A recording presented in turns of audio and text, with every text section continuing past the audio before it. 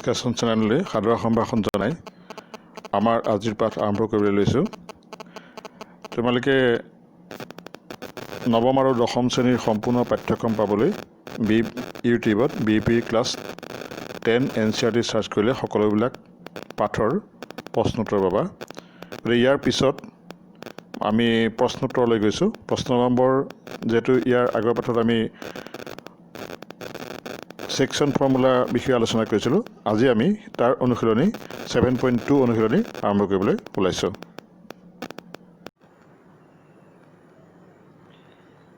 পাঁচ নম্বৰ প্ৰশ্নটো দিয়া আছে যে 1 - 5 - 4 5 A আৰু B দুটা বিন্দু দিছে। এই বিন্দুৰ ৰেখাখণ্ডক x অক্ষই কি অনুপাতত ছেদ কৰিব নিৰ্ণয় কৰিব লাগে, লগতে ছেদবিন্দুৰ স্থানাংক উলিয়াব লাগে। যিহেতু ইয়াত দুটা বিন্দু দি থোৱা আছে, এটা A এটা B, আৰু বিন্দুকেইটাৰ স্থানাংক দি থোৱা আছে x অক্ষত বুলি যে কৈছে, x অক্ষত বুলি কোৱাৰ কাৰণে আমি তাত স্থানাংক ল'ব লাগিব xৰ, y স্থানাংক তাত নাথাকিব। গতিকে তাৰ সেই বিন্দুটো সেইকাৰণে আমি ধৰি লৈছোঁ x0। x0 হ'ব। আমি তাৰ পৰা আমি মানটো উলিয়াওঁ যে ইয়াত আমি ধৰি লৈছোঁ A বিন্দুটোত 1 5 আৰু B বিন্দুটোত হ'ল 4 5। আমি এতিয়া যদি এই মানকেইটা ধৰি লওঁ, আমি বিভাজনৰ সূত্ৰ মতে যদি ইয়াৰ মানকেইটা চাওঁ, তেতিয়া A বিন্দুটোত যিটো যিটো 1 আৰু 5, আমি যদি তাক x1 y1 বুলি কওঁ, আৰু ইয়াক যদি আমি x2 y2 বুলি কওঁ, তেতিয়াহ'লে আমি বিভাজনৰ সূত্ৰটো খটুৱাই পেলাই নিশ্চয় মানটো উলিয়াব পাৰিম। আমি ইয়াৰ অনুপাতটো আমি ধৰিলোঁ k:1। গতিকে A 1 - 5 আৰু B -4 5 বিন্দু সংযোগী ৰেখাক x0 বিন্দুৱে x0 এইটো কাৰণে ধৰিলোঁ যে x বিন্দুত x অক্ষত কটাকটি কৰিছে, k:1 ভাগ কৰিছে বুলি আমি ধৰি লৈছোঁ। গতিকে বিভাজনৰ সূত্ৰমতে আমি পাওঁ x বিন্দুটোত যিটো বিন্দুৰ স্থানাংক, এই মাজৰ বিন্দুটোৰ যিটো স্থানাংক, তাত এই বিন্দুটোৰ স্থানাংক হ'ব x0। তাত xৰ মান হ'ব, অৰ্থাৎ xৰ বিন্দুৰ স্থানাংক হ'ব x1 + kx2 ডিভাইডেড বাই k+1। আৰু তেনেকৈ y মানটো হ'ব y1 + ky2 ডিভাইডেড বাই k+1। এতিয়া এই সূত্ৰমতে xৰ মানটো আমি x পাখি পাতিলোঁ, x = x1ৰ মানটো আমি চাওঁচোন। x1ৰ মানটো কিমান আছিলে? x1ৰ মানটো হ'ল 1 আৰু x2ৰ মানটো হ'ল -4। গতিকে আমি তাক সেই মানটা বহাই চাওঁ।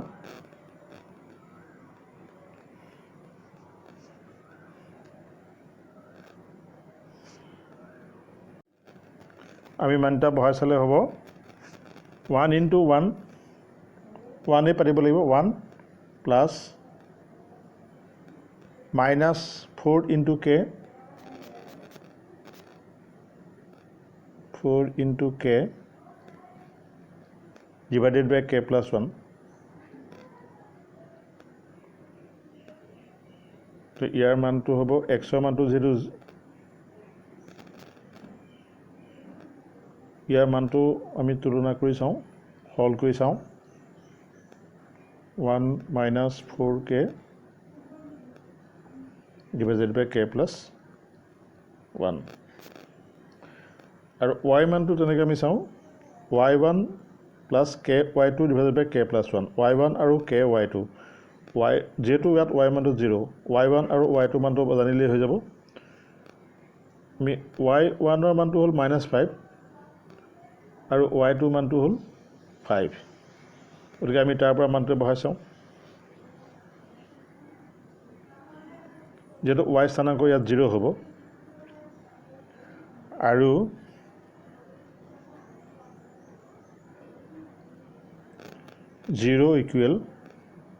y স্থানাংক যিহেতু 0 আছে, গতিকে -5 × 1 + 5k ডিভাইডেড বাই k+1। ইয়াৰ পৰা আমি মানটো উলিয়াই চাওঁ, সৰল কৰি চাওঁ।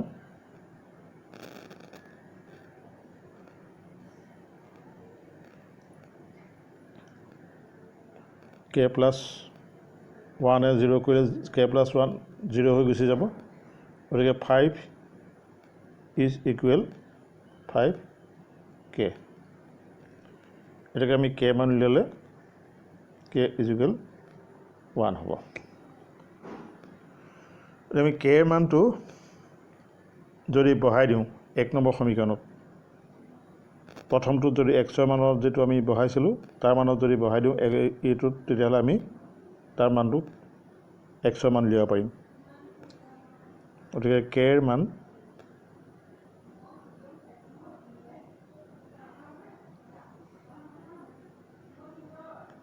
এইটোত আমি বহাই দিওঁ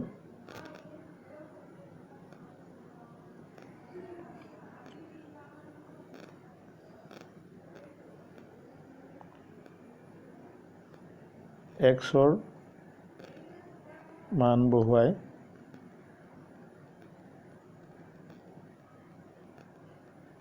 k ৰ মান বহুৱাই x ইকুৱেল 1 প্লাছ -4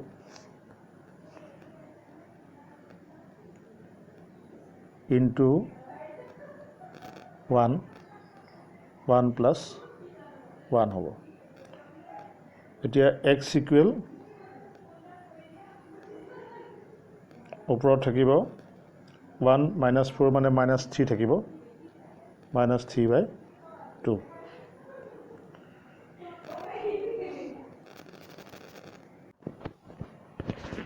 এতিয়া আমি উত্তৰটো লিখিব লাগিব এটাকে a 1 -5 আৰু b -4 5 বিন্দু সংযোগ ৰেখাক x অক্ষত -3/2 0 বিন্দু 1:1 পদত বিভক্ত কৰিব গতিকে আমি এইটো উত্তৰটো লিখিব লাগিব শেষত 6 নম্বৰ প্ৰশ্নটো দিয়া আছে যে 1 2 4y x6 আৰু 3 5 বিন্দু কেইটা এইটো ক্ৰমতে এটা সমান্তৰিকৰ যদি শীৰ্ষবিন্দু হয় তেন্তে x আৰু y মান উলিয়াব লাগে এতিয়া আমি সমান্তৰিকৰ যেতিয়া শীৰ্ষবিন্দু হ'ব এই বিন্দুকেইটা আমি a b c d যদি ধৰি লওঁ ধৰা আমি কন্টিনিউ যদি ধৰি লওঁ ত্ৰিভুজ সমান্তৰিকটো তেতিয়াহ'লে আমি জানো সমান্তৰিকৰ কৰ্ণবিলাকৰ এটা ধৰ্ম আছে যে সমান্তৰিকৰ কৰ্ণবিলাকৰ ধৰ্মটো হ'ল সমান্তৰিকবিলাকে কৰ্ণবিলাকে পৰস্পৰ সমদ্বিখণ্ডিত হয় গতিকে আমি সেই সূত্ৰটো যদি খটুৱাবলৈ চাওঁ আমি এটা সমান্তৰিক আঁকি চাওঁচোন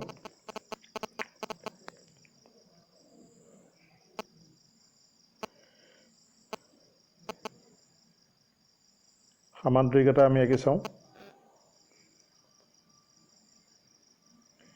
এইটো আমি a দিলোঁ b দিলোঁ c দিলোঁ d দিলোঁ তেতিয়াহ'লে তাৰ কৰ্ণবিলাকৰ এটা ধৰ্ম আছিল আমি নৱমমান শ্ৰেণীৰ সমান্তৰিক সম্পৰ্কীয় ধৰ্মৰ পৰা আহিছিলোঁ যদি a b c d এটা সমান্তৰিক হয় তেতিয়াহ'লে o বিন্দুত যদি কাটে তেতিয়া a oৰ মান যিমান হ'ব o c মান সিমান হ'ব আৰু b oৰ মান যিমান হ'ব o d মানো সিমান হ'ব অৰ্থাৎ এই যিটো o বিন্দু এই o বিন্দুটো যিটো বিন্দু হ'ব o বিন্দুটো সেইটো দুইডাল কৰ্ণৰ একেটা বিন্দুৱে হ'ব কৰ্ণবিলাক সমদ্বিখণ্ডিত হ'ব আৰু সমদ্বিখণ্ডিত হোৱা বিন্দুটো একেটা বিন্দুৱে হ'ব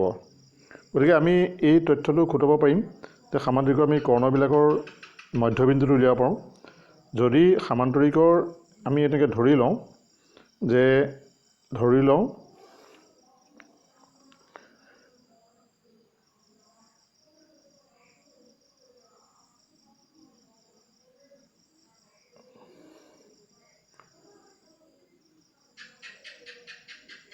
ধৰো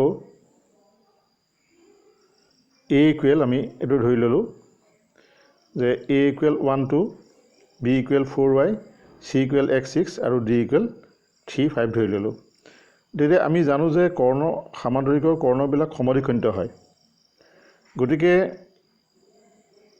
ac কৰ্ণৰ মধ্যবিন্দু আৰু bd কৰ্ণৰ মধ্যবিন্দু একেটা বিন্দুৱে হ'ব গতিকে আমি ac কৰ্ণৰ যদি মধ্যবিন্দু উলিয়াবলৈ a আৰু c বিন্দু সংযোগী ৰেখাখণ্ডৰ মধ্যবিন্দু উলিয়াব লাগিব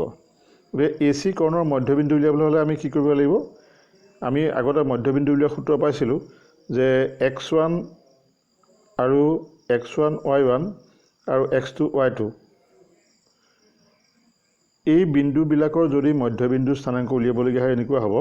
যে x1 প্লাছ x2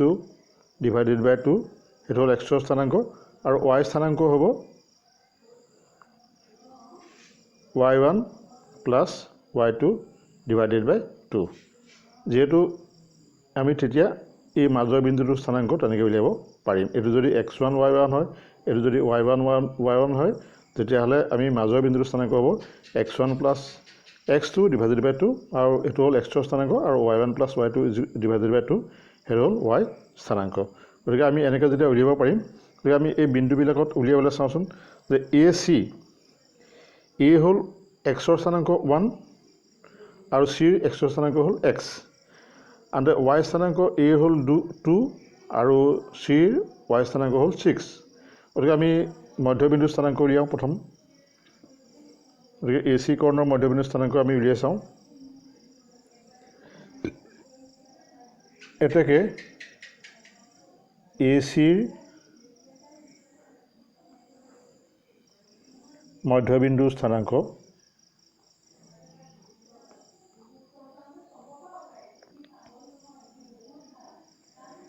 মধ্যবিন্দু স্থানাংক আমি চাওঁ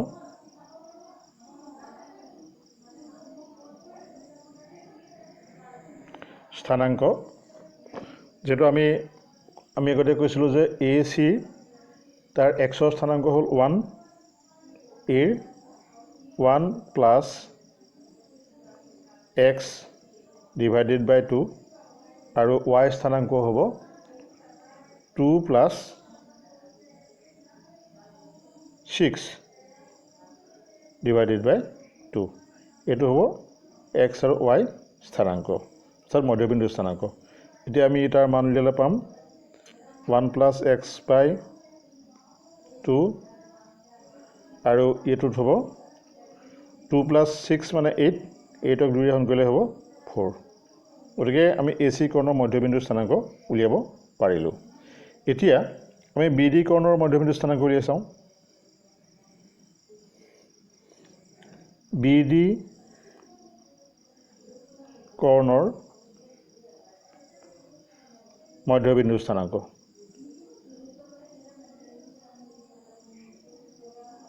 মধ্যবিন্দুৰ স্থানাংক আমি তেনেকৈ উলিয়াই চাওঁ BD যেহেতু 2 নম্বৰ বিন্দুটো আৰু 4 নম্বৰ বিন্দুটো হ'ব গতিকে 2 নম্বৰ বিন্দুত xৰ স্থানাংক হ'ল 4 2 নম্বৰ বিন্দুটোত xৰ স্থানাংক হ'ল 4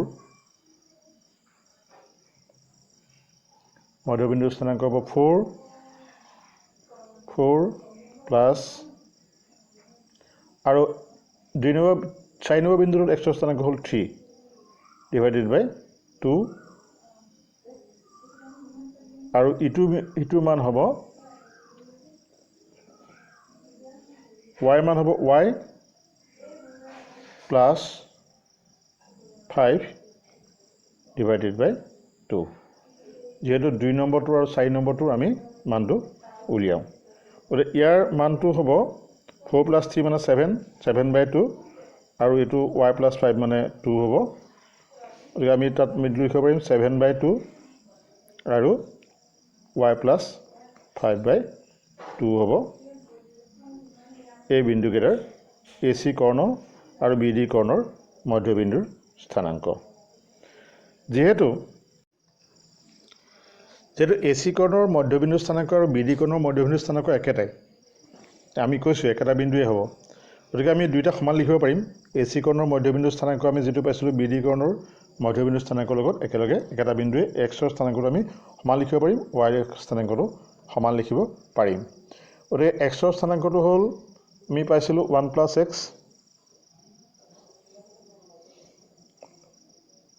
1 প্লাছ x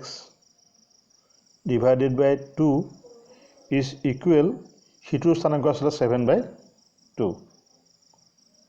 গতিকে ইয়াত আমি মানটো যদি উলিয়াওঁ দুইফালে 2 আছে কটাকটি যাব গতিকে 1 প্লাছ x ইকুৱেল 7 হ'ব 1 প্লাছ এক্স ইজুৱেল 7 হ'ব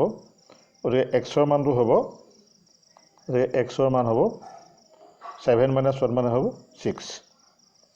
তেনেকৈ আমি y স্থানাংকটো যদি কম্পেয়াৰ কৰি চাওঁ y স্থানাংক হ'ব y স্থানাংকটোত আমি চাইছিলোঁ কি বুলি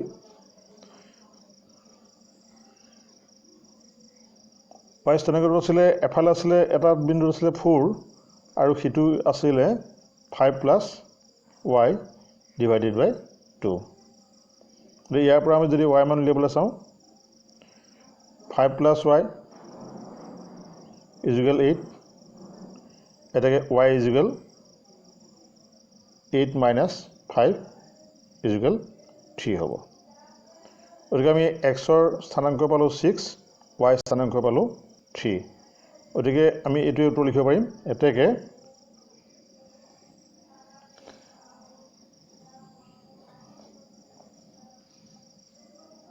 x ইজুৱেল 6 y ইজুৱেল 3 এইটোৱে হ'ল উত্তৰ